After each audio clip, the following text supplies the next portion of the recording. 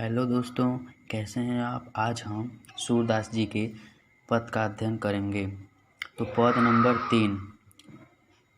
किलकत Kanye घुटुरुअनि आवत, मणिमय कनक नंद के आंगन, बिंब पकड़ीबे धावत, कबहू निरखी हरि आपू, छाम कौ करी सौ परहन चाहत, किलकी हसत राजत द्वय, दतिया पुण्य पुण्य तिहे अवगाहत, कनक भूमि पर कर पग छाया।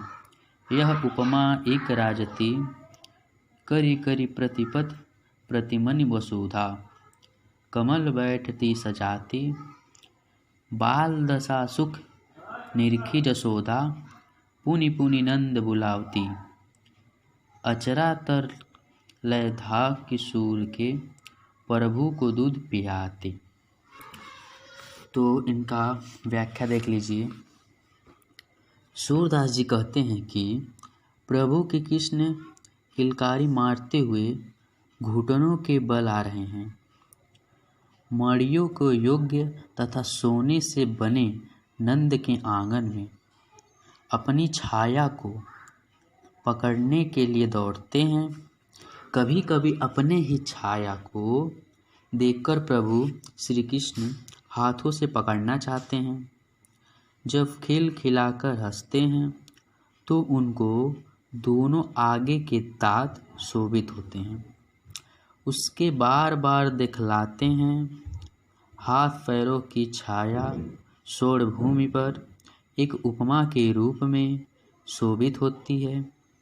मानव पृथ्वी की प्रत्येक मड़ियों में या प्रतिमणि में प्रत्येक पद या प्रकृत पद के लिए कमल का आसन सजा दिया, जो अर्थात प्रत्येक मणि पर उनके कमल जैसे हाथ पैरों का प्रतिबिंब पड़ने से ऐसा लगता है कि पृथ्वी पर कमल के गुणों का आसन बिछ रहा है। यशोदा माँ अपने बच्चे की बालदशा को देखकर बार बार नंद को बुलाती है। उसके बाद माता यशोदा सूरदास के प्रभु को, बालक श्री कृष्ण को अपनी आंचल से ढक कर दूध पिलाती हैं, अर्थात दूध पिलाती हैं।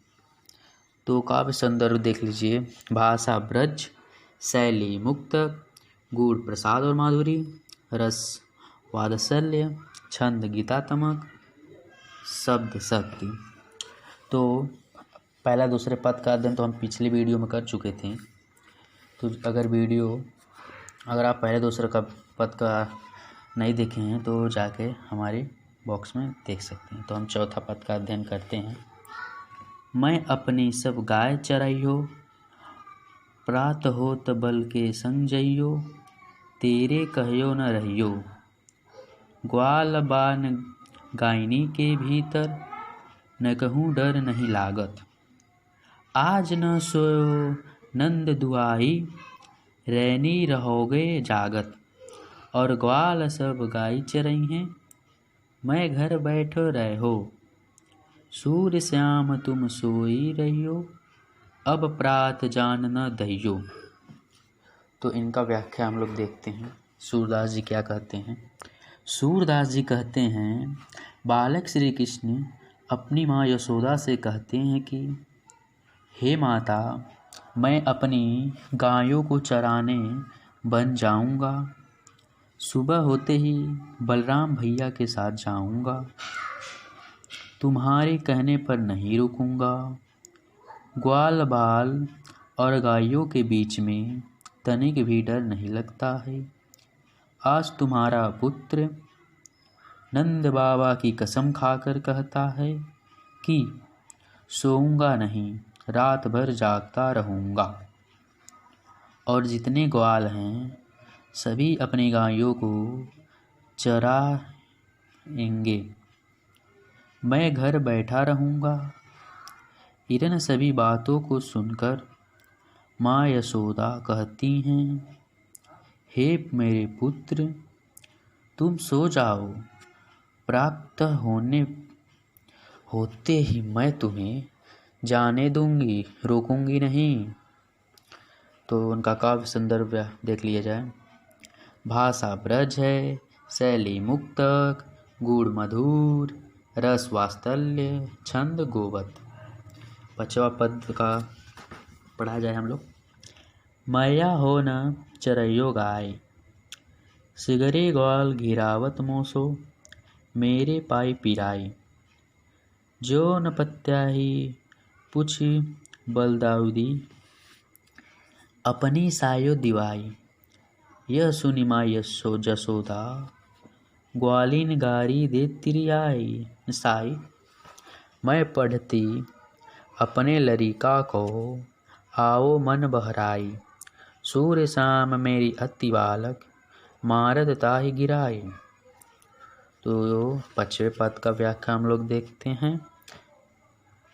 प्रस्तुत पद्यांश में माता यशोदा ने श्री कृष्ण द्वारा बड़े किए जाने पर उन्हें वन भेज दिया, किंतु वन में ग्वाल शाखाओं ने उन्हें परेशान किया। तथा प्रस्तुत पद में श्री कृष्ण घर बैठे लौटकर माता यशोदा से उनकी शिकायत करते हैं। कहते हैं मैया। श्री कृष्ण माता यशोदा से कहते हैं कि हे माता, मैं अब गाय चराने नहीं जाऊंगा। सभी ग्वाले मुझसे ही अपनी गायों को घेरने के लिए कहते हैं। इधर से उधर दौड़ते मेरे पैरों को दर्द होने लगता है, मेरे पैर दुखने लगते हैं। हे माता, यदि आपको मेरी बात पर विश्वास नहीं है तो अब अपनी सौगंध दिलाकर बलराम भैया से पूछ लो। यह सुनकर माता यशोदा क्रोधित होकर ग्वालों को गाली देने लगती हैं। फिर सूरदास जी कहते हैं कि माता यशोदा कहती हैं कि मैं अपने पुत्र को वन में नहीं इसलिए नहीं भेजती हूँ कि उसका मन बदल जाए। मेरा कृष्ण अभी बहुत छोटा है, अभी बालक है। हे ग्वालों, उसे इधर से उधर दौड़ाकर मार डालेंगे। काव्य संदर्भ है भाषा ब्रज, शैली मुक्तक, गुण मधुर, रस वात्सल्य, छंद गोयत, शब्द शक्ति। तो 5वां पद भी हो गया। अब हम 6वां पद पे आते हैं। सखीरी मुरली लीजय चोरी, जीन गोपाल किन्हे अपने बस। प्रीति सबने की तोरी, छिन्न एक घर भीतर, निसी बहार धरत न कौए छोरी। कबहू कर कबहू अधरनी, कटे कबहू गोंसत चोरी। न जानो कछु मोल मोहिनी, राखे अंग अंग भोरी। सूरदास प्रभु को मन सजनी, बाध्यो राग की डोरी। तो इसका प्रसंग और व्याख्या हम लोग देखेंगे। इस पद्यांश में श्री कृष्ण के मुरली के प्रति प्रेम तथा उससे कृष्ण कहते हुए गोपियों की मनोदशा का चित्रण किया गया है। व्याख्या। सूरदास जी कहते हैं कि गोपियाँ एक दूसरे से कहती हैं, हे सखी, कृष्ण की मुरली को हमें चुरा लेना चाहिए। जिस मुरली ने कृष्ण को अपनी ओर आकर्षित करके अपने वश में कर लिया है, श्री कृष्ण ने भी मुरली के वशीभूत होकर हम सभी गोपियों को भुला दिया है। वो घर के भीतर हो या बाहर, कभी एक पल के लिए रात दिन में मुरली को नहीं छोड़ते। कभी हाथ में रखते हैं तो कभी आगे पर और कभी कमर में खोस लेते हैं। इस तरह से श्री कृष्ण भी उसे कभी भी अपने से दूर नहीं होने देते। यह हमारे समझ में नहीं आ रहा है कि मुरली ने कौन सा मोहिनी मंत्र श्री कृष्ण पर चला दिया है, जिससे श्री कृष्ण पूर्ण रूप उसके वश में हो गए हैं, अर्थात अंग अंग से मुरली को लेकर लगाकर रखते हैं।